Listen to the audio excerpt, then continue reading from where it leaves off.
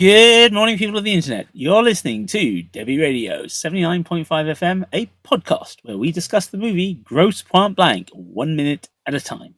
I am your co-host, Hugh David. And I'm your other co-host, Steph Sodiger. And on today's show, we're going to be looking at minute 98. Joining us on today's show, we have David Brooke of Blueprint Review and DCB Productions with us, as he has been with us all week. Hello, welcome back. Hello, pleasure to be back. Yeah, the action's kicking in now, right? So it's very exciting. Yeah, one last bit of comedy dialogue. Martin's kicking it off with a little bit of backstory for us, a little bit of exposition in probably one of the more overt moments of exposition in this film. Before plugging a couple of holes in the door and running around to the kitchen to take out our favorite Stasi ball cap. Yes. Yeah, and is this kind of well, not quite the first time he really tells you what happened, but you just flesh it out more than before, if I remember correctly. Yeah. So this whole thing about him explaining himself, what I love is how he's still having the conversation he had with her when he was in the hotel room. Like, this is not stopped in his head, but like everything else for them has been like, it's been a bit of time, and she's running down. She's like, "What are you doing here?" kind of thing. And then he's like, "So," launches into it. Yeah. It's a very John Cusack Gen X movie kind of thing, isn't it? So yeah, what about that thing? I also like the way he the way he finally explains why he walked away from her at the ball, and you're kind of like, that doesn't explain why you never told her, never contacted her. like that's just not good enough, man. It's like, yeah, I wanted to kill somebody, so I thought I shouldn't be around you. Okay, so what happened 5 years later? 6 years later? You know, I love that. And then I like the fact also that he then goes on the way he casually, like, he's still trying to be Mr. Cool, because he's like, so I was in the Gulf last year, you know, for a thing. Just the way he kind of semi-shrugs as he does it, and like, we know it's some sort of job, it's probably murder, it's probably quite nasty, but he's kind of like, yeah, I was traveling, you know. And then the horror hits. It's nice though how it's just thrown out rapid as all hell sort of thing. Just gets the exposition out of the way in a tense scene. You know, action's going to happen. Yeah. Rather than having some get the kind of violins out, kind of a poignant kind of conversation. It's all part of the fun of the film, really. It's in how heightened it is, and it just kind of throws it out almost as a gag. Well, some bits as a gag, and it's just part of the charm of this film for me, really. And this is the point where rom-com and thriller are truly united. Yeah, absolutely. Because in the thriller, you know, the if you were talking to like in Bad Boys, like at the end, like, you know, when they're talking to each other, it's about ammunition, it's about which way you run, it's all that combat stuff, right? And in the rom-com, it's about explaining yourself, justifying yourself, explaining why you're back. And this has both. And I particularly like that when he finally says, you know, I had a moment of realization, you know, whatever, divine thing, you know, Yahweh, God, call it what you will. And then that's the moment that they decide to have him shoot someone. Yeah. It's like, yeah, you like playing God. That's actually you. It's not, you don't genuinely believe in a God. You've had that power now. And we don't see who it is either. It's just shot through the door. It's again, very clever, because they could have, there's so many ways you can shoot action, and some of it's very, very expensive to do. And that's actually quite an efficient, clever way of doing it before he gets to the kitchen, and it will then pay off a few seconds later as well. It also helps show to them, to prove to him, who might not realize this at this point, well, maybe Minnie Driver, but is that he knows what he's doing. He is a professional, like he's steady, his hands steady, he's calm, he points, he shoots, 2 shots, you know, double tap, bang bang, through the door, body drops, doesn't have to look. This is in the same way that returning to the dance with the girl you left, you know, you really wanted to take and didn't. This is the other cool guy fantasy, right? Yeah. You get to save her and her dad, even though dad doesn't like you, but you get to save them. But the problem is he's still Martin. He can't help but talk about, you know, like a connection between all things. Bang, bang, bang. Oh dear. I actually the bang bangs themselves are also kind of interesting because just re-referencing the Internet Movie Firearms Database, which is an amazing resource. It is, But, isn't it? most of the movie, if you've seen a pistol that Martin's been carrying, it's been a Glock 17, fairly standard, fairly portable pistol that is, perfectly functional, good stopping power. In this moment, he's actually firing a Desert Eagle, which is a much heftier gun. It's actually like the version he has a kind of counterweight on the barrel to help minimize the drift as you're shooting it. Yeah, I mean, famously, it was. I mean, there are gun experts who regard it as more of a marketing thing, that it was fully automatic Magnum chambered, when actually it's not a very good gun to actually use because of the recoil and as you say, if you don't weight the front, which then adds to the weight overall. It was brilliant in movies. Everyone loved it for film and TV and movies. Funnily enough, that's what they wanted for RoboCop, and then they discovered they couldn't make it fire on an auto rate, so they had to switch it out, keep a shell of one, and then build a Beretta 93R into it instead. But yeah, no, it is a genuinely fascinating weapon and incredibly emblematic of American gun culture of the 80s and 90s. Yep, and I mean, also as he's just been talking about, presumably Desert Storm, but being in the Gulf, it's kind of a nice reference. But the Foley also references it in that it is a much heavier, much more solid sound. It's much punchier, and in terms of underscoring that juxtaposition between the rom-com and the action, it works really, really well because it is that heavy, dead thud of bullet fire that really works really well. Yeah, absolutely, and it's also one of those things where because we do see it earlier according to the database. It's actually in his weapons case in the hotel when he opens it. So I like the fact that this is a film again. We've talked about Chekhov's various things in this film, but it's nice to see them. It's not a movie. Is very much an American movie versus like Chinese or Indian or whatever. In that we are told ahead of time where the guns are, what kind of guns they are. The ammunition and reloading is taken seriously. As opposed to John Woo cutting out all the reload sequences because otherwise Hard Boiled was going to be like an hour longer. Famous moments. So I think I like the fact that we're aware of it. But yeah, they're very, very consistent as a film in sort of what they use, when they use, and why they use it. There's a distinct purpose to it all, and I find that fascinating that they thought all of that through. Like low budget films don't always have the time to do that. Even the bullet holes in the door, right? Close up, Desert Eagle, big holes, and then later on in this minute, we'll see the return fire, greater distance, less force, less power behind those bullets, much smaller bullet holes. In the return, it's just like a lot of the details very, very thoughtfully implemented. And I like the idea that he starts off with the big gun because it's got stopping power, and then once he's out of ammo for that, he switches back to his Glocks. Where he's got much more ammunition and less stopping power, but he's starting off smart. Two shots and a guy is down, dead, done. That's what it's all about. That gun, that chambering, that caliber. This is all about, dealing with stopping power. But then we get the kitchen fight. Well, kitchen fights.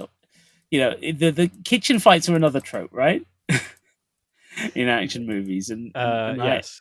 Notably Under Siege for me, but Under Siege has got a classic. My favorite is probably La Femme Nikita.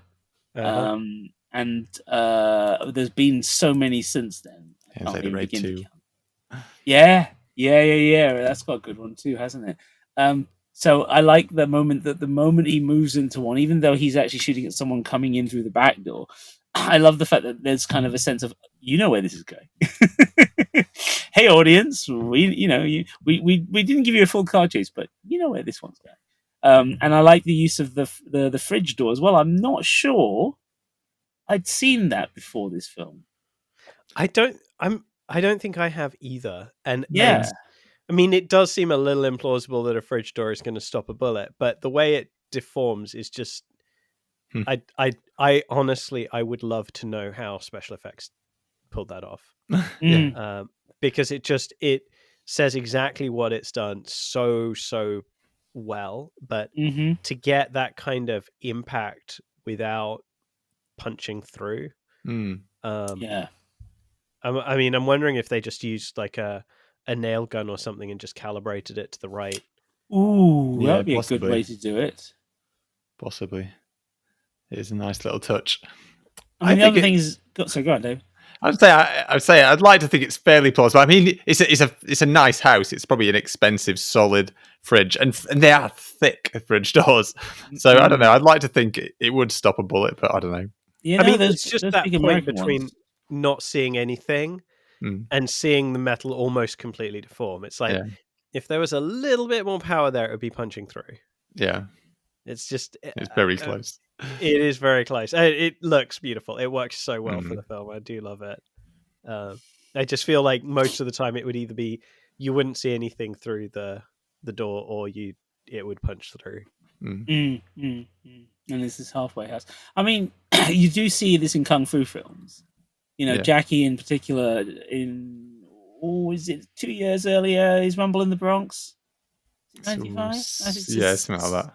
Same time period. I mean, there's a famous scene where they have a fight with loads of, fridges, doors, what have you. There's a whole bunch of domestic stuff in there, and he's constantly using the doors for smacking people and then blocking punches and stuff. So I like the fact that that's now moved over to the gunfight thing, and as you say, it's a fascinating effect as well, because obviously squibs can be quite powerful.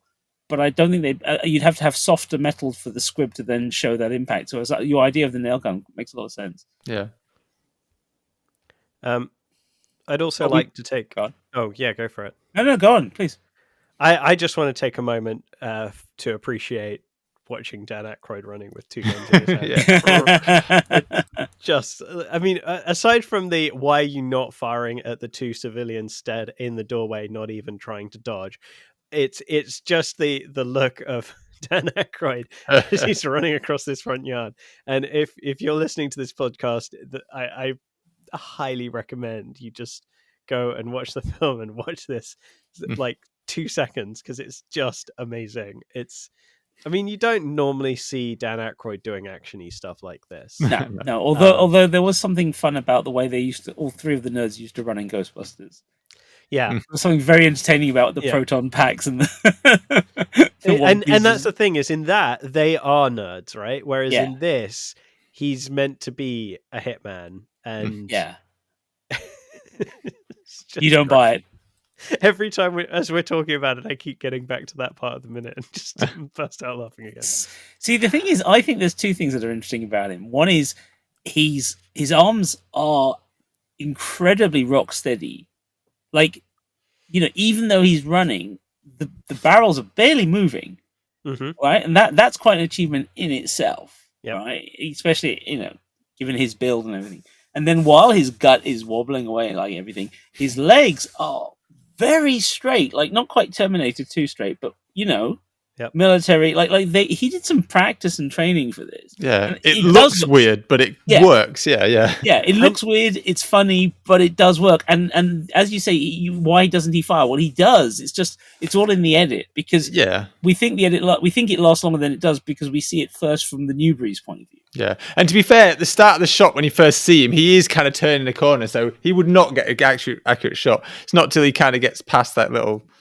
Because he jumps over that side of the hedge. He does have a moment though when he stops. You thought he probably could have shot, but actually, when you look at where they are, I don't know. There is kind of, it's not a brilliant open shot. There's kind of stuff in the way. They're around a little bit of a corner, but she slams the door very. He does have maybe a second or a fraction of a second where he probably would have shot a little earlier, but And then I think to your point about him actually being quite a bit more athletic than he's conveying in this, it's definitely a choice that's been made, right? I think the suspenders in particular tell you this, because that really exaggerates that movement of the trousers that makes it seem like he's hauling that gut around, which I don't think there's nearly as much gut there as is implied in the movie. Yeah. No, absolutely not compared to him in other things. No. But also Mr. Beret in on his left, who has a very elegant jump across the hedgerow. That I mean, is that meant to be another Basque separatist? I can't figure out like who this guy is. I always try and match these characters to the characters that he reels off in the Union. In the Union members. Yeah, I do that too, right? I've been trying to do that with since last we looked at the van. I'm like, hey, is that? Yeah, but I can't quite do it. I mean, we got the Stasi guys. Yeah, I don't think the Butch Filipino ladies, the queens of the hotel, are here. Which I can't remember the other names that are listed off, but I should try and actually map them a little better. But yeah, there is a sense that they bothered to think about this behind the scenes. You know, because as you said, look, previous episode regarding the cap, you know, the Stasi reference. I think in terms of the unusual casting of Dan Aykroyd, just going back to that briefly, I mean, it's obviously a choice. It does fit with the kind of the whole union idea of it. It makes him. He looks more like a businessman rather than the hitman sort of thing. It at least brings that side of it to make sense within his character, even if he doesn't look like a typical hitman. Although the other thing you could argue is that to be a good hitman, you need to blend in a little bit. You'd need to look like a kind of a average middle-aged kind of bloke who would just blend into the background, who could just wander into an office and no one would blink an eyelid. You just think, oh, must be a new guy or something like that. I mean, that's the thing in the opening when he steps forward, you know, he's dressed as the doorman and he fits that, right?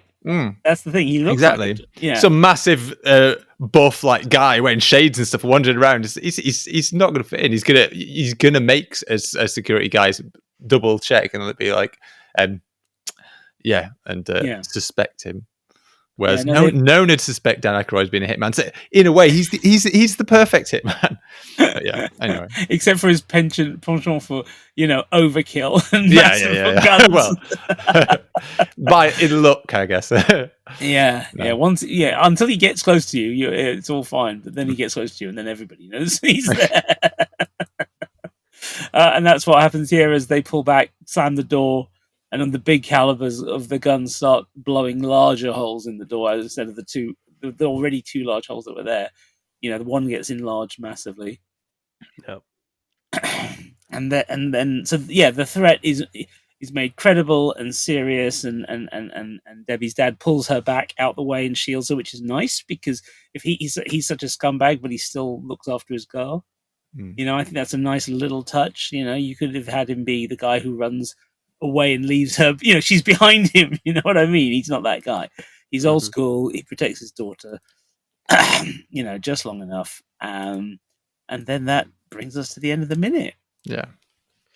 Well, this was minute 98 of the Grosse Pointe Blank podcast, Debi Radio 79.5 FM, featuring your hosts, co-writers and co-producers, Dev Sodiger and Hugh David. Today's guest, and our guest all this week, returning to join us one more time for more exciting minutes than his first time around, David Brooke. David, where can people find you? Yeah, if you head over to blueprintreview.co.uk, you can check out all my movie reviews and those of my fellow writers. I haven't mentioned them previously. It's wrong. It's not just me writing at the website. I run the website, and I do a lot of reviews, but certainly not all of them. So yeah, check it out. Fantastic. You can find us at all good podcast players, as well as YouTube, X, and Spotify. In all cases, our handle is at Debi Radio, DEBI Radio, as well as at our website, debiradio.com. And once more, that is DEBI Radio. And if you want to talk with us, you can join us on our Facebook listeners group, Debi Radio 79.5 FM Fan Club. Sure was clear that all of this was new. Concentrating hard like a little girl, smoking for the first time. It wasn't a moment, it was a feeling of mood.